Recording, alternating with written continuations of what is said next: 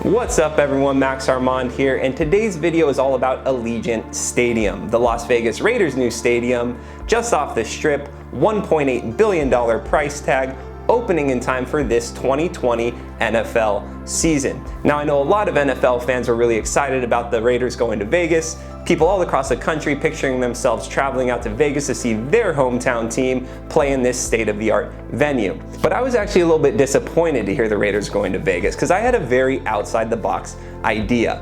I think the Raiders just shouldn't have had a city at all. I think they should have played 16 away games a year and literally been the Raiders, going into opposing towns, going to opposing venues, bringing their raucous crowd with them, and bringing the Black Hole Raiders fan group to cities across the country. Now obviously that can work for economic reasons and needing a hometown for revenue purposes and ticket sales, but it's one of those things that I had fun thinking about over these last few years.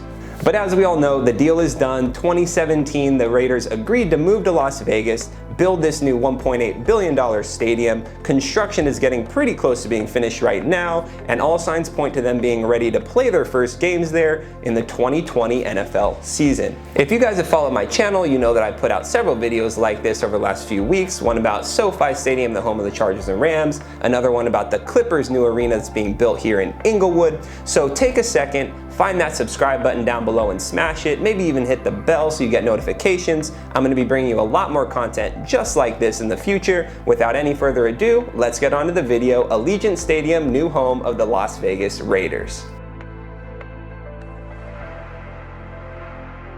So Allegiant Stadium has been in the works for many years now. In 2016, the Raiders decided to leave Oakland and originally wanted to come to Los Angeles.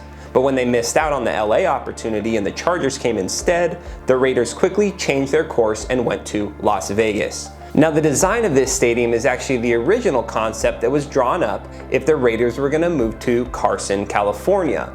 But when they shifted their plans to Las Vegas, Mark Davis, the owner of the Raiders, went to Las Vegas officials and got this stadium approved to be used by both the Raiders and the UNLV college football team. And the design of Allegiant Stadium sounds pretty damn cool.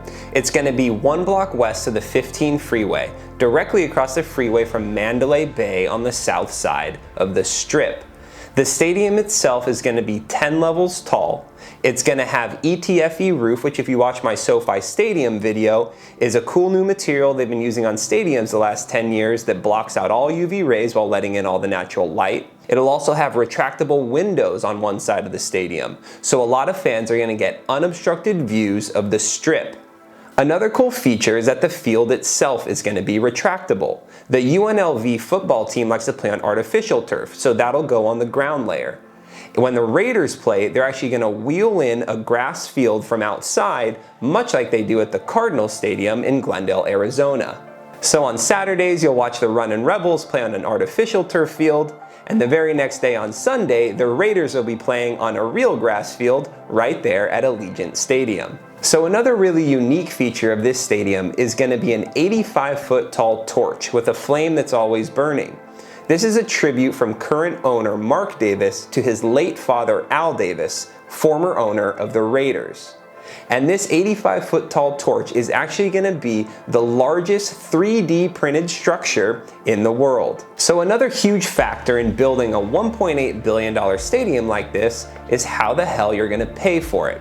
Now, Raiders owner Mark Davis initially put forth $500 million towards the project, but obviously there's a lot more that needs to be paid. He originally got $650 million in funding from Sheldon Adelson. Now, Adelson is one of these sort of like Bond villain characters. He owns like half of Las Vegas, is worth between 30 and $40 billion. But as the deal got closer to closing, Adelson actually pulled his money. Thankfully for the Raiders, Bank of America came in and provided that $650 million in funding. But even then, you're still about $700 million short of the funds needed to build this stadium. And that's where hotel tax came in.